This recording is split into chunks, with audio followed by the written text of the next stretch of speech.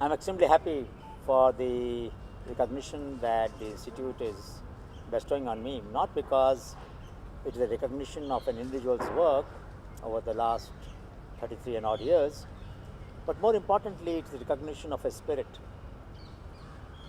slightly irreverent, but also a spirit which would not get tamed by the pressures of performance that the median line or the model line of an organization will often impose on its members.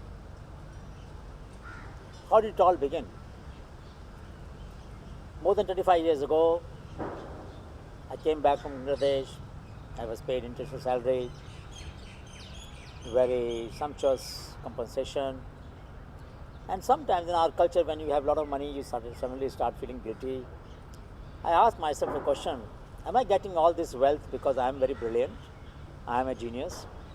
Or is it that the people about whom I wrote, people about whom I did research, people about whom I published papers are genius?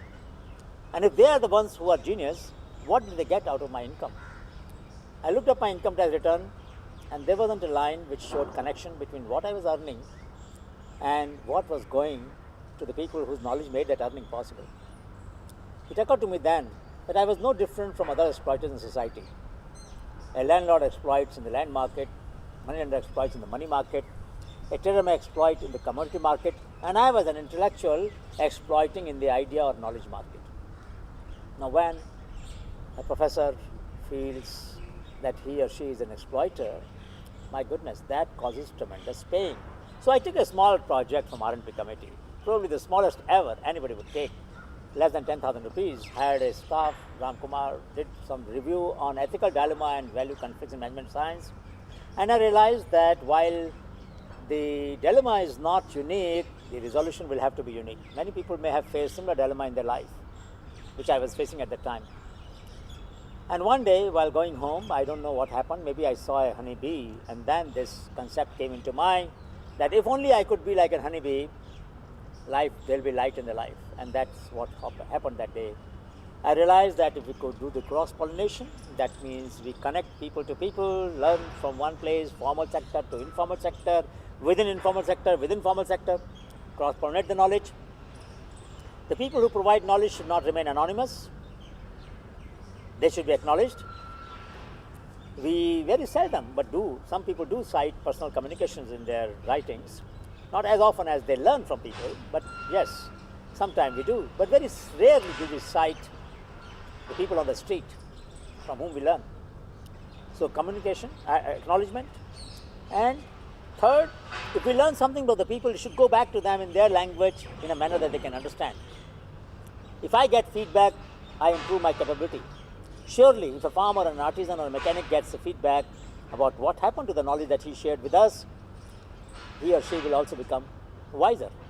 And fourth was that if I generate any surplus, reward, honor, consultancy, any income that comes out of that, a reasonable share of that should go back to the people whose knowledge made that possible. These are the four principles with which Honeybee Network started. And I'm extremely happy to say that these principles have influenced not only my life, but life of thousands of others who join us in Shodh Yatra every summer, every winter. People who come at their own cost, travel with us.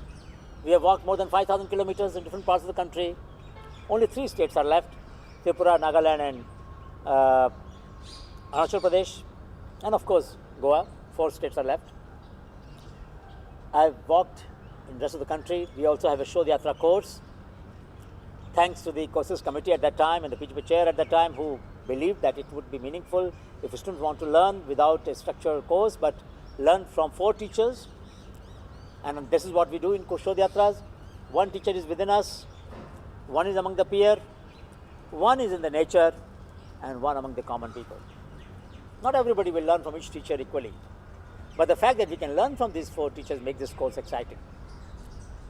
And I know, and you know, that sometimes people try to struggle very hard to get into this course. During this journey, surely papers were published, many papers were published. Many universities, probably most of the universities in the world who talk about innovation, grassroots innovation, frugal innovation, whatever the concept that you talk about today would refer to Honeybee Network today. There is hardly any worth naming a university which would not refer to this concept in the classroom, and try to see whether this philosophy can influence the pedagogy, the principles in future. I thank once again also for the reason which is very special. No academic institution might have given so much support to a professor as I got from IIMA. When I came, the only degree I had was in molecular biology or biochemical genetics. I was hired to teach economics. It could only happen at IIMA. And I was hired to teach economics, and thankfully, the students were wise enough and kind enough to give me Best Teacher Award, and that put me on this path. Now the question is, an institute which supports a nebulous idea that takes shape and influences the destiny of our society to the extent that our president organizes a festival of innovation, first time in 2015 from March 7 to 13. And during the presidency, he has blocked this date. Every year, March 7 to 13, there will be a festival of innovation, where National Innovation Foundation, Srishti, Gyan, these are the institutions which were developed at different points of time. From 93, Srishti, 97, we had a conference here in IIMA, International Conference on Creativity and Innovation. And as an offshoot of that conference, Chief Secretary Gujarat came forward and created an incubator to link innovation, investment, enterprise. Gyan shared the Best Incubator Award with IIT Madras. And then came NIF in 2000. And in 2003 came the concept of Micro Venture Innovation Fund. We have heard about microfinance all over the world. In future, when we hear about Micro Venture Innovation Fund, as our president mentioned recently in his speech at Festival of Innovation, that will be our contribution to the world. All over the world, people will realize if there are innovation at grassroots level, there also has to be risk capital at the grassroots level. I will not take more time, but to say that there have been, fortunately for me and for us in the institute, many points, many impacts that we could make. Every district today has a district innovation fund of 1 crore rupees. Thanks to the chairperson of the 12th Finance Commission, that they could accept my recommendation, and we could create this fund, 1 crore rupees in every district. For last 6 decades, we didn't have a fund at district collector level for supporting innovation and last mile investment. There are many more things that have happened. To me, the very fact that our president blesses the grassroots innovators in the Rashtrapati Bhavan, so much so that this year, like last year, 10 innovators are staying as a guest of our president for 2 weeks as innovation scholar in residence. Our president is communicating to the board at large that he cares, that our country cares. And I would only say that thanks to the support that I got at IIMA, every single type of support, you can talk of support in terms of space, support in terms of flexibility, support in terms of the feedback that I got from the students, and I could use that in the class and in my various our activities, support from various staff, students. When we had the first conference, there were 60 staff members who helped us. In the recent conference we had in January 3rd, ICCIG, so much support I got from every corner of the campus, from the administration, from the staff, from everybody.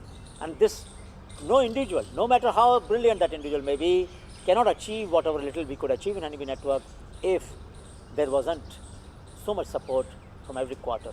I thank the institute, I thank Ashish and his team of deans, Raghu, Arvind, Ajay, and everybody else in the institute, all my colleagues, for being so kind to me with their critical and sometimes affectionate feedback and comments and suggestions.